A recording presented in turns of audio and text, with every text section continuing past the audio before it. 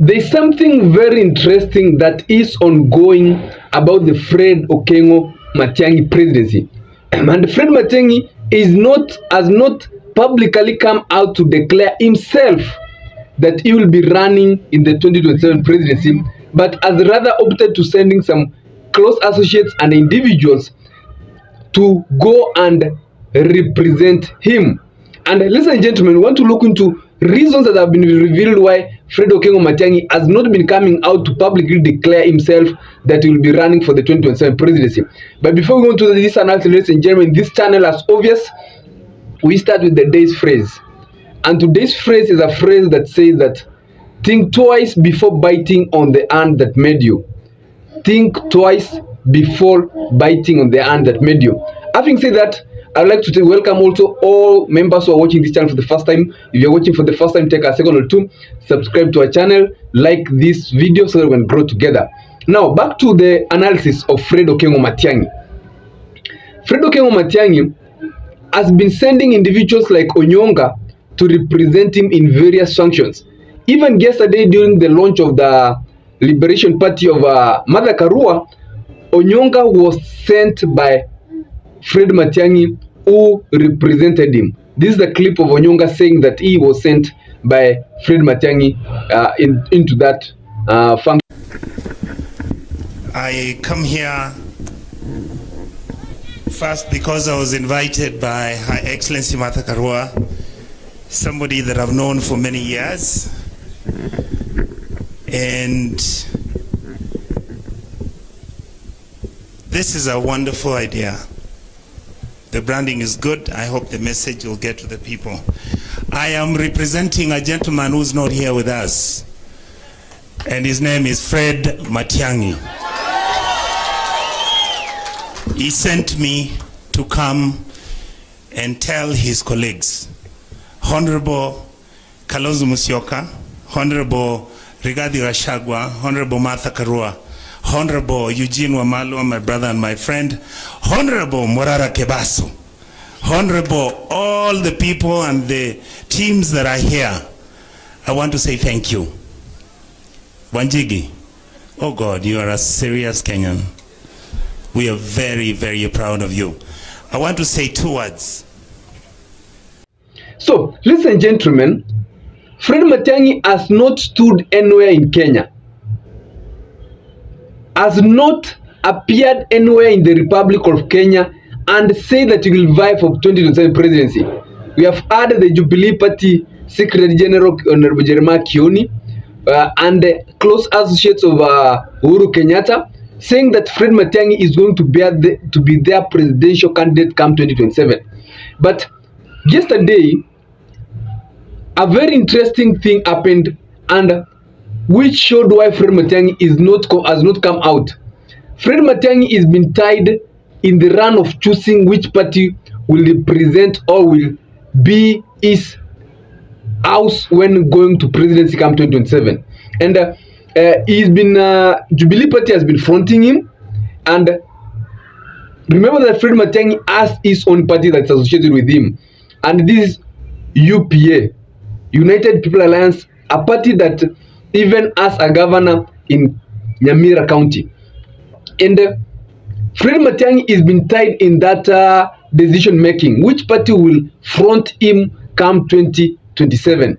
And yesterday, the officials of UPA party, the party that is associated with Matiangi, that is known well that is the person behind that party, came out to reject the Jubilee Party ticket for Fred Matiangi to run for presidency, but rather insisted that Fred Matiangi will be running for presidency under the UPA party. And before we go into the implication of these statements and this message, this is the party officials claiming that Fred Matiangi will be running under UPA ticket. I have seen many parties, especially Jubilee, my colleague Kioni, owning the candidate of Dr. Fred Matiangi. And I want to say, like we have said, the candidate of Fred Matiangi is through UPA. We have seen in the past, wanasiasa wengi wakifanya siasa, kila chama, huyu msichana wetu ambao tuko naye anaitwa Matiangi, who is a candidate, amekuwa mtu wa mfuto sana. Na inaonekana kwamba parties mingi kuzidi 30 wanataka kukaa naye kama candidate wao. But we want to inform the nation and clarify that Dr. Fred Okengo Matiangi will go to the ballot using the UPA party. Other parties will come and work with Fred Matiangi under coalition, but the candidate of Matiangi will be under UPA. Ninyi wote mnajua ya kwamba hakuna party hapa nchini Kenya ambaye imeongoza mara mbili. Party zote Jubilee iliongoza. Sasa itatusaidia sisi kufanya kazi na wao kwa ajili ya kumleta huyu Fred Matiangi kama candidate wetu, lakini hata simama kwa chama ya Jubilee. And I want to make it very clear. Ladies and gentlemen, as you add, Fred Matiangi is a person on demand. And why did the Jubilee Party want to support Fred Matiangi to run under their ticket? Number one, when a party has a very strong presidential candidate, that party will manage to get seats, including the member of parliament seats, governor seats, MCA seats. Because when you are fronting a strong presidential candidate, you rarely support behind some people to get certain positions. Like UDA, because they had a Ruto as a presidential candidate who was very strong, they managed to get a lot of MPs. The same to ODM, they managed to get a lot of MPs. Wiper have a very strong principal, Kalonzo Musyoka, they have been managing to get a lot of seats. So a strong principle of a party will ensure that that party gets a good number of different elective posts. Even if you lose the presidency, down here you'll be benefiting by getting different members of parliament, MCAs and governor position, and even senator. So Jubilee Party wanted to take that advantage, maybe to front Fred Matiangi, who they are very sure that if they support him, he will be a strong presidential candidate, so that they can benefit from those posts that they can get, and they can see if they can clinch victory. But Fred Matiangi understands one very important thing, that in the history of Kenya, there is no party that has ever ruled 2 times. Hakuna chama kimeongoza Kenya mara mbili. 2 presidents from one party never happened in the Republic of Kenya. So he understands that running under the Jubilee candidate, he won't get more influence as he could have got if he came out with a different vehicle that has never run for presidency, that is going to be appearing new to his supporters. And that's why they have come out to explain that he will be going for the UPA ticket.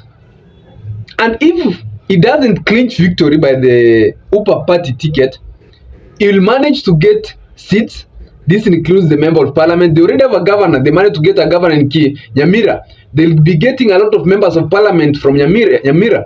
He will be convincing the likes of Onyonka, who is now representing, to run the KISII senator under the UPA party. He'll be convincing the people of Nyamira to support the members of parliament from UPA party. Ladies and gentlemen, so this is going to be a very interesting thing. And even if he loses, he will have clinched a lot of seats in the members of parliament, MCS and gubernatorial seats, even the government representative seats. So this one is something still Fred Matiangi is eyeing. Number 2 thing is that what image will be portrayed if we reign under Jubilee or if we reign under UPA. If you run under Jubilee, the people who hate Jubilee are likely not to vote for you. They will say that Jubilee, oh, did this, oh, that did this, oh, Kenyan prices went higher, this party was ruling. It doesn't have that new push or pull. There's nothing new about Jubilee because it has already has a presidential candidate. A lot of people are used to it. A lot of Kenyans will not be seeing it as something new. They'll be seeing the same colors, and it won't be having that strong force. But if you launch UPA party, launch it as your presidential candidate, then it's going to attract some significant number of votes from neutral candidates and from different people, the entire nation. Ladies and gentlemen, that's my opinion. You can tell me what you think in the comment section. Do you think Fred Matiangi should run under UPA party, or he should clinch under the Jubilee party ticket? Put in mind that also there is what we call resources in presidential campaigns. Is Super Party able to mobilize enough resources to support Matiangi candidature? Jubilee Party, we could see that because it has had a president and there is that Uhuru Kenyatta family behind it, the resources could have easily been mobilized. What about the UPA Party? If Okengo Matiangi goes with the UPA Party, will he do an effective campaign? And an effective campaign is all driven by having resources and finances to ensure that you carry out that finance. You can take that in the comment section and take more time to read and I'll give you a response. If you're watching this channel for the first time, always remember to subscribe, like this video, and you can share it to your colleagues. Have a nice day and stay safe whenever you are listening, gentlemen.